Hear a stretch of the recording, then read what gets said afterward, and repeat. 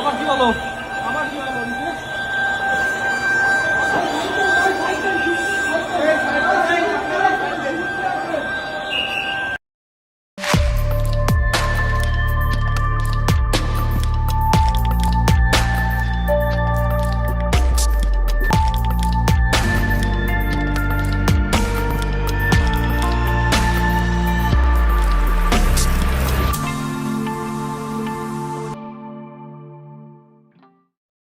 BNP সরকার 8 দিন হাসপাতালের licence বাতিল করেছে, মহা বিশাল হেডমের কাজ করে ফেলিছে।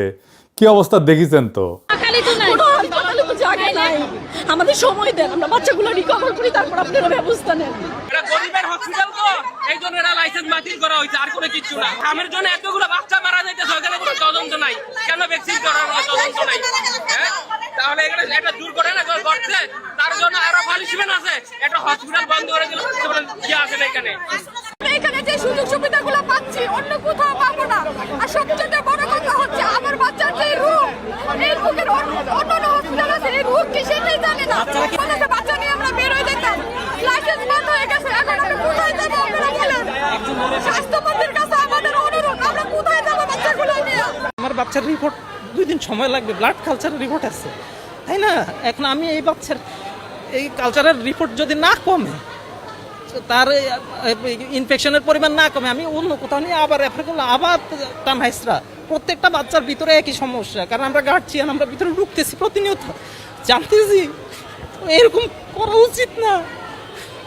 আমার একটা আপাতত কথা এতটুকুর ভিতরে আপনারা স্বাস্থ্য মন্ত্রণালয়ে কথাগুলো পৌঁছান যে এত শর্ট টাইমে এটা সম্ভব না করা। আমার জামাই চটপটি বেছে, আমার মায়ের মনে করেন রক্ত কম, আজকে অপারেশন করার কথা ছিল না, ফিরা সাদা রক্ত কিনলেন না। অপারেশন আমি মনে করেন শনিবার ডেট করছে, 60,000 টাকার মতন আমার গেছে গা। ধরেন শরীরে তুই জাজি রাখতে নাইছি, ওখান যদি আমার যাইতে হয় গা, তাহলে আমি ওই মাইয়ার নিয়ে আর জামাই বেছে চট করি, আমি কই টাকা পাই? টাকা কই পাই? ওই হাসপাতালে তো রোগীরা চিকিৎসা নিতেছিল, মরণাপন্ন রোগীরা ছিল, আইসিইউতে রোগীরা ছিল, পোস্ট অপারেটিভে রোগীরা ছিল, কিছুক্ষণ আগে যাদের সার্জারি হয়েছে, সেই সব রোগীরা কি ভয়াবহ সমস্যায় পড়েছে দেখেন। এই লাইসেন্স বাতিলের নোটিশ কখন দেওয়া হয়েছে জানেন? বৃহস্পতিবার, কার্যদিবসের শেষ সময়, যেন কোনো আইনি ব্যবস্থা না নেওয়া যায়। কেমন জাউরামো দেখেন। জাউরামোর ইচ্ছা না থাকলে তো কেউ বাইসা বাইসা সাপ্তাহিক ছুটির আগের মুহূর্তে এই কাম করে না। তো এই জাউরামো কেন? কারণ সরকার গেছে পাগল হইয়া। এটা কথা মনে করাই দিই, আন্তর্জাতিক অপরাধ ট্রাইব্যুনালের নামে বিচারিক হত্যাকাণ্ড বাস্তবায়নের প্রক্রিয়া যখন আগায় চলতেছিল, তখন আমার দেশ পত্রিকায় প্রকাশিত হয় স্কাইপ ক্যান্ডেল। এটা ছিল বিচারের নামে সেই সময় চলমান নাটক নিয়া নিজামুল হক নাসিম এবং আহমেদ জিয়াউদ্দিনের স্কাইপ কথোপকথন। এই কথোপকথনে উঠে আসছিল জুডিশিয়াল মার্ডারের পরিকল্পনা বাস্তবায়নের পুরো চিত্র। ঠিক একইভাবে এখন বিএনপি সরকার পাগলা হইয়া গেছে। তারা যেভাবেই হোক রাজনৈতিক প্রতিপক্ষকে দৌড়ের উপরে রাখবে বলে পাগলের মতো যা ইচ্ছা তাই করতেছে। ইসলামী ব্যাংক খাইয়া দেওয়ার আওয়ামী তরিকা বিএনপি বাধ্য ছাত্রের মতো ফলো করতেছে। শুধু তাই না, আরো আকবারায় যত ইসলামের নামধাম আছে এরম সব প্রতিষ্ঠানের উপরে খড়গগ্রস্ত হয়েছে। তাদের ধারণা হয়েছে এই প্রতিষ্ঠানগুলো আসলে জামাতের প্রতিষ্ঠান, এগুলোরে সাইজ করলে জামাত সাইজ হয়ে যাবে। আমি যতটুকু জানছি এই সাজেশন বিএনপিকে দিচ্ছে ডিজিএফআই, আর সেই প্রেসক্রিপশনে চলতেছে বিএনপি। ডিজিএফআই এর প্রেসক্রিপশনে কাটারানিতে তো হেলিকপ্টারে পলাইতে হয়েছে, আবার বিএনপি সেই ডিজিএফআই এর প্রেসক্রিপশন ফলো করতেছে। কেন বিএনপি এটা বাধ্য ছাত্রের মতো ফলো করতেছে, এটা একটু বিস্তারিত বুঝতে দেখতে হবে। 8 দিনের প্রসঙ্গে আবার ফিরে আসবো, কারণ পুরা বিষয়টার সাথে একটা গভীর রাজনৈতিক প্রশ্ন যুক্ত আছে। তাই পুরাটা না বুঝলে এই 8 দিনের প্রবলেমটা, চিত্রটা, ইসলামী ব্যাংকের প্রবলেমটা পরিষ্কার হবে না। আসেন সেটা একটু বুঝে দেখি, একটু অন্য দিকে যাইতেছি। বিএনপিরে বোঝানো হয়েছে হাসিনা পতনের পরে বাংলাদেশে ইসলামপন্থার উত্থান হয়েছে, তুমি সামলাইতে পারবা না, তাই আওয়ামী বাম সব মিলা ইসলামপন্থীদের ঠেকাও, সবাই একসাথে নাও। সব গর্ত থেকে বাইরে হয়েছে। আওয়ামী লীগ নানা জায়গায় মিছিল করতেছে, ইন্ডিয়ান হাই কমিশনার বেনাপোল দিয়ে বুক ফুলায় ঢাকায় ঢুকায় কয় আমাদের অভিন্ন স্বপ্ন, আমরা একসাথে চলবো, আমরা একসাথে একটা কত বড় জাতি গোষ্ঠী হইতে পারি। কি কইছে তার মানে হইতেছে আমরা একটা দেশ হইয়া যাই। আমি একটাই কথা বলতে পারি, আমাদের যা পপুলেশন আছে 140 কোটি, আর ওতে আমি 20 কোটি অ্যাড করে দিই, তাহলে 160। আমি যা এখানটা করতে চাই ওইটা 140 নাই, 60 অ্যাডেড, এখান থেকে 20 অ্যাড করে দিচ্ছি, তাহলে যা হবে একসঙ্গে হবে, বুঝেছো? আলাদাভাবে আমি ভাবছি না, আমার মনে ওইটা ঢুকছেই না। দেখুন তো, হেঁটে চলে এলাম, মনে হচ্ছে না যে আমি বাংলাদেশে এসেছি। ওইটা দেখতে হলো, তাকে বললো হ্যাঁ আপনি বাংলাদেশের বর্ডারে, এমনি মনেই হচ্ছে না। সবসময় আমি বলি একই আকাশ, একই বাতাস, একই যন্ত্রণা। তাহলে আমরা মিলে মিশে ভিসার সব বললে আমার সব মাথায় আছে, একটা খালি বলে যায় সবাই খুশি হবে, ওই কাজটা করবো। দেখেছেন? হ্যাঁ, তো মাদারবোর্ড তো স্বপ্ন অখণ্ড ভারত, অভিন্ন স্বপ্ন কেমনে হয় আমাদের, কেমনে ইন্ডিয়া কামব্যাক করেছে দেখেন। আবার এর চারপাশে হাই কমিশনের চারপাশে সেই আওয়ামী লীগ আমলের মতোই লোকজন ঘিরা ধরিছে, দেখেছেন? এটাই হইতেছে কামব্যাক। সেজন্য তো দেখছেন জুলাই যোদ্ধাদের উলঙ্গ কইরা পিটায় নেত্রকোনায়, জুলাই স্তম্ভে আগুন দেয়, মাহাদিরের দৌড়ানি দেয়, আর নটি শাওন উল্লাস করে সেটা দেখা। আবার দেখেন ফুন্দের আলো কি করতেছে, তারাও কামব্যাক করছে, একই সাথে কি টাইটেল করছে দেখেন। ধরেন আওয়ামী লীগের কোনো ফ্যাসিস্ট এমপি মন্ত্রী মারা গেল, প্রথম আলো কি লিখবে? মারা গেলেন অমুক, তার সাথে একটা ভালো বিশেষণ ইউজ করবে, বলবে বর্ষিয়ান রাজনীতিবিদ। দেখেন বাংলাদেশের সবচেয়ে ক্রিমিনাল পলিটিশিয়ান তোফায়েল নিয়ে লিখেছে কি দেশের রাজনীতিতে নাকি স্মরণীয় হয়ে থাকবে, অথচ মাদের ক্ষেত্রে টোনটা দেখেন।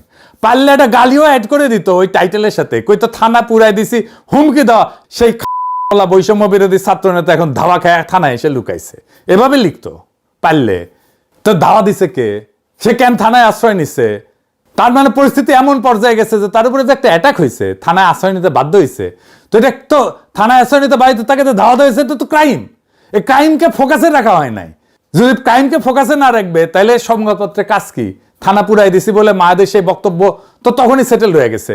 এখন ওইটাকে একটা ব্যাক স্টোরি হিসেবে না মাদের উপর হামলার চেষ্টাকে জাস্টিফাই করা হইতেছে।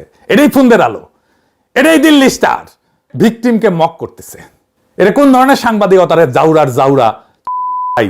এই আবার একটা জাউরা সিল মেরে দেন ফন্দের আলোরে আর মতিউর রহমানকে। এটা তো আসলে লীগের অ্যাক্টিভিজম। লীগ যা বলতো তাই প্রথম আলো বলে, লীগের যা কিছু রাগ ক্ষোভ প্রথম আলো সেগুলো সবগুলো পোষে। আওয়ামী লীগ মাঠে নামতেছে, ইন্ডিয়া কামব্যাক করতেছে, ফুন্দের আলোর আওয়াজ বাড়তেছে, সব এক সুতায় বাধা। একবার পাবলিক জ্বালায় দিছে ফুন্দের আলো, তারপরে শিক্ষা হয় না, এদের শিক্ষা হয় না। ফুন্দের আলো দিল্লি স্টার শুধু ইন্ডিয়ান মিডিয়া না, তারা নিজেরাও ফ্যাসিস্ট। ফুন্দের আলো দিল্লি স্টার যতদিন বাংলাদেশে থাকবে ততদিন আওয়ামী লীগ ফিরে ফিরে আসবে। এইবার আসেন দেখি এই 8 দিনকে আসলে জামাতে প্রতিষ্ঠান, ইসলামী ব্যাংকে আসলে জামাতে প্রতিষ্ঠান। জামাতে ইসলামী সরাসরি মালিকানায় না থাকলেও জামাত প্রভাবিত প্রতিষ্ঠান তো বটেই, এটা তো কেউ অস্বীকার করে না। আর এটাই হইতেছে ওদের বিপদ। প্রথমত এই প্রতিষ্ঠানগুলো অন্য প্রতিষ্ঠানের চাইতে ভালো ফাংশন করে, সেবা দেয় মূলত নিম্নবিত্ত এবং দরিদ্রদের, মানসম্পন্ন সেবা দেয় কম পয়সায়। প্রতিষ্ঠানগুলোতে ইসলামপন্থীদের চাকরি বাকরি হয়। বাংলাদেশে তো অনেক প্রতিষ্ঠানে দাঁড়িয়ে থাকলে চাকরি হয় না, এটা তো সত্য কথা। আর সবচেয়ে বড় কথা, একটা অল্টারনেট গভর্নেন্সের চিত্র তারা উপস্থাপন করতে পারতেছে। আর্থিক প্রতিষ্ঠান আমরা চালাইলে এরকম হইতো, তারা দেখাইতে পারে। স্বাস্থ্য ব্যবস্থা আমরা চালাইলে এরকম হইতো, তারা দেখাইতে পারে। একটা প্রশ্ন করি, বিএনপির কি ব্যবসা নাই? আওয়ামী লীগের ব্যবসা নাই? আছে, হোটেল আছে। আব্দুল আল মিন্টুর ন্যাশনাল ব্যাংক আছে না? সালমান এফ রহমানের বেক্সিমকো সাম্রাজ্য আছে না? মিজানুর রহমান সিনার একমি আছে না? আর এই যে আমাদের সমাজ কল্যাণ মন্ত্রী জাহিদ ভাই, ওনার তো ফার্মা আছে, হাসপাতালও আছে। টিপু মুন্সি আওয়ামী লীগের নেতা, হাসপাতাল আছে না? এই যে এভার কেয়ার, চাঁদ আব্বাসের ঢাকা ব্যাংক আছে না? তাইলে জামাত ঘরানা প্রতিষ্ঠানে বারবার হাত পড়ে কেন? ইসলামী ব্যাংক দখল হয় কেন? 8 দিনের লাইসেন্স বাতিল হয় কেন? একটার পর একটা প্রতিষ্ঠান টার্গেট হয় কেন? কারণ সব ব্যবসা সমান না। মিন্টুর ব্যাংক, চাঁদ আব্বাসের ব্যাংক, লীগের নেতাদের হাসপাতাল, এই প্রতিষ্ঠানগুলো কি করে? টাকা বানায়, মালিকের পকেটে ভরে।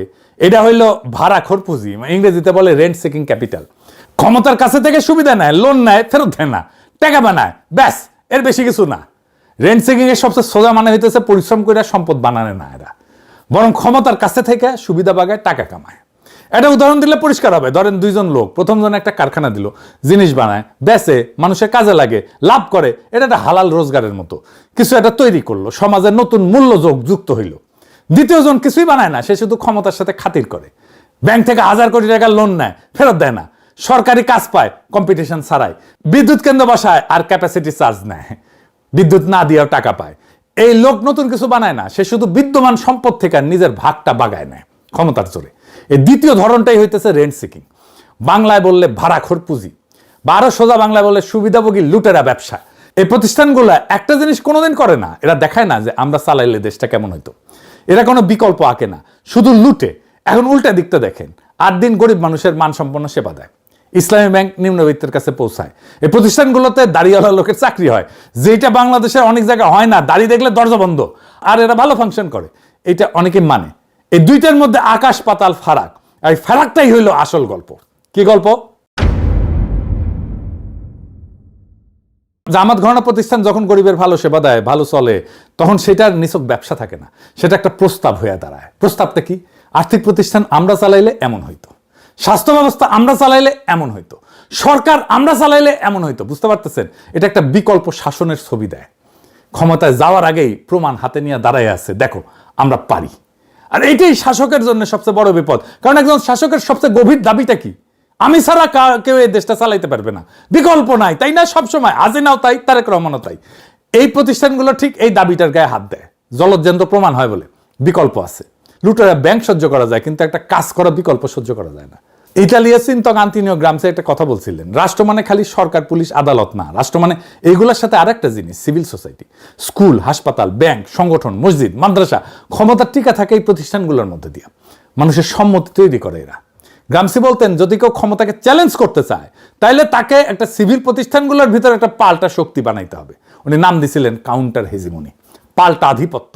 জামাত ঘরানা প্রতিষ্ঠানগুলো এইটা করতেছে, জানায় অথবা অজানায়, জেনে করুক আর না জেনে করুক। এরা একটা পাল্টা সিভিল সোসাইটি বানাইছে, রাষ্ট্রের অনুমতি ছাড়াই। এরা নিজের বৈধতা উৎপাদন করে, নিজের জনভিত্তি বানায়। এখন বুঝেন, শাসকের কাছে টিপু মুন্সির এভার কেয়ার কেন কোনো হুমকি না?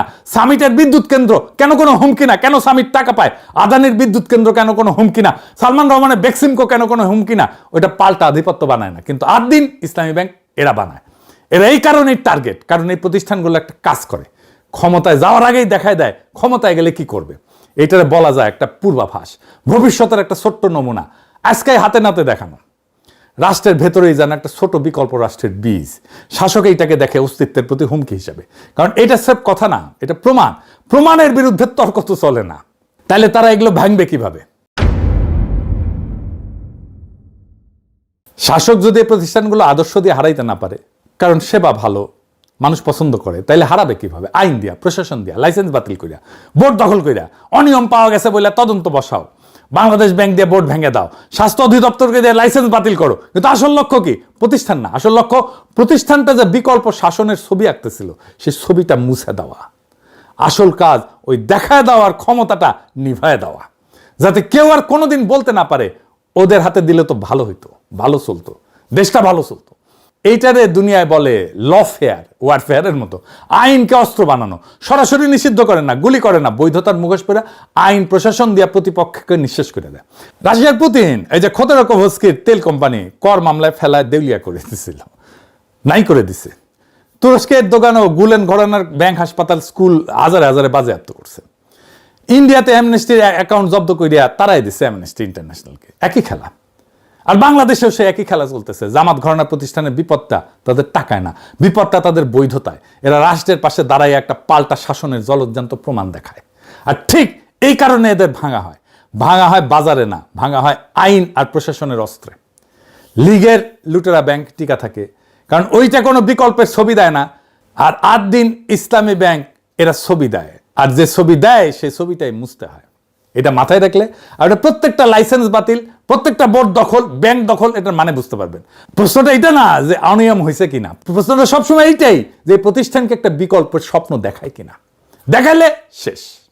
বহুত হ্যাদম দেখাইছেন। হ্যাঁ, আসেন দেখাই। এই বাচ্চা মেয়েটা 250 টাকায় ডায়ালাইসিস পাইতো, সেটা বন্ধ করে দিচ্ছেন। আমার নাম ফাহিমা, বাড়ি মাগুরা। এই কিডনির সমস্যা ছোটবেলার থেকে। পিজি হসপিটালে হয়েছে 7 মাস মতো, সপ্তাহে 2 দিন। না, এখানে কোনো সমস্যা নেই। এটা আমাদের পেশেন্ট, এর নাম ফাহিমা, এর বাসা মাগুরা, এর বয়স 14 বছর। আমাদের এখানে গত বছর 2025 সালের 14ই আগস্ট থেকে আমাদের এখানে ডায়ালাইসিস পাচ্ছে। রেগুলার ডায়ালাইসিসে আসে সপ্তাহে 2 দিন। এই পেশেন্ট আমাদের এখানে, আমাদের দরিদ্র একটা ফান্ড আছে 250 টাকা, সেই 250 টাকায় ডায়ালাইসিস পাচ্ছে। দেখেছেন, বহুত হ্যাডম আপনাদের। এরকম 15,000 ডায়ালাইসিস রোগী চিকিৎসা পাইতেছিল এই 8 দিনে। আসিলেন হ্যাডমালা। বাংলাদেশের সবচেয়ে এফিশিয়েন্ট অ্যাম্বুলেন্স সেবা বন্ধ করে দিচ্ছেন। দেখেন 80 টাকার ভিতরে, ঢাকার ভিতরে। আমার আর আগেও একটা বেবি এখানে হয়েছে, আমি এখানে ভালো সেবা পাচ্ছি। এবং এখন আমারও ভেবে হওয়ার জন্য নিয়ে আসছে।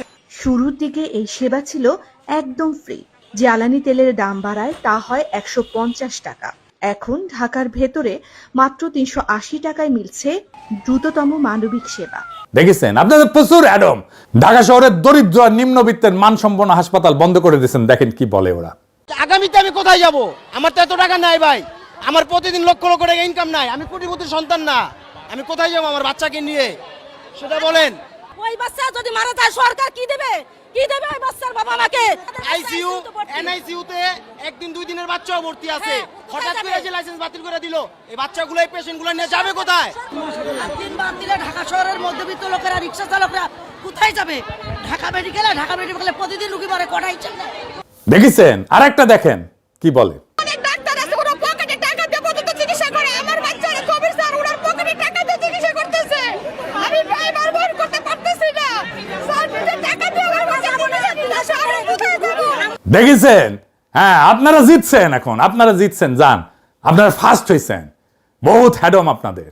ক্ষমতায় থাকলে নিজেদেরকে অনেক হ্যাডোমালাই মনে হয়। হাসিনাও মনে করতো, সোহরাওয়ার্দীর বডিগার্ড নিজেও মনে করতো এই হাসপাতাল অন্যায়ভাবে বন্ধ করাটা বিএনপির অন্ধকার ইতিহাসের সাথে যুক্ত হয়ে থাকবে। এই কাম কইরা কত মজলুমের অভিশাপ বদদোয়া কামাইছেন তার ইয়ত্তা নাই। হ্যাডমের হিসাব বাদ দেন, শুধু একটা মুখ মনে রাখেন, ওই বাচ্চা মেয়েটার মুখ। তাই 2 বার যার শরীরের রক্ত মেশিনে শোধন হইতো 250 টাকায় মাত্র। আজকে যার সামনে শুধুই অন্ধকার, তার মা কাকে বলবে যে আমার মেয়েটারে বাঁচান? কোন অফিসের দরজায় গিয়ে বলবে? পোস্ট অপারেটিভ ওয়ার্ডে যে রোগীটা সবে অপারেশনের পর চোখ খুলছিল, তার এখন কোথায় নেওয়া হবে? আইসিইউ যে মানুষটা একটা শ্বাসের জন্য লড়তেছিল, তারপরে সেই শ্বাসটার দাম কে দেবে? এরা কেউ জামাত করে না, এরা কেউ বিএনপিও করে না, এরা শুধু গরিব। এদের একমাত্র অপরাধ এরা গরিব হইয়া বাঁচতে চাইছিল। আর আপনারা বৃহস্পতিবার বিকালে ছুটির ঘন্টা বাজার আগেই একটা কাগজে সই কইরা তাদের সেই বাঁচার অধিকারটা কাইরা নিলেন। আপনারা ভাবতেছেন প্রতিষ্ঠান বন্ধ করছেন, জামাত সাইজ করছেন, বিকল্পের ছবি মুছছেন। না, আপনারা একটা মেশিন বন্ধ করেন নাই, আপনারা একটা মানুষের নিঃশ্বাস বন্ধ করছেন, আপনারা একটা ভবনে তালা দেন নাই, আপনারা হাজারটা পরিবারের শেষ ভরসার দরজায় তালা দিয়ে দিয়েছেন। ইতিহাস সব মনে রাখে। হাসিনা ভুলে গেছিল যে রক্তের হিসাব একদিন দিতে হয়। আপনারা ভুলে যেতেছেন, কিন্তু যেই মা আজকের রাতে তার সন্তানের জন্য কাঁদতেছে, যে রোগী আজকের রাতে বিনা চিকিৎসায় ছটফট করতেছে, তাদের চোখের পানি আসমানে গিয়া পৌঁছাইবে। আর মজলুমের সেই চোখের পানির সামনে দুনিয়ার কোনো হ্যাডম, দুনিয়ার কোনো ক্ষমতা, কোনো ডিজিএফ এর প্রেসক্রিপশন টিকে না। আপনারা ভাবছেন আপনারা জিতছেন, আসলে আপনারা শুধু একটা জিনিস কামাইছেন, অভিশাপ, মানুষের অভিশাপ, মজলুমের অভিশাপ। মজলুমের অভিশাপ কামানো মানুষ কোনোদিন জিতে না। আপনারা একটা দুর্বল সরকার, দুর্বল সরকার ছায়া দেখে ভয় পান।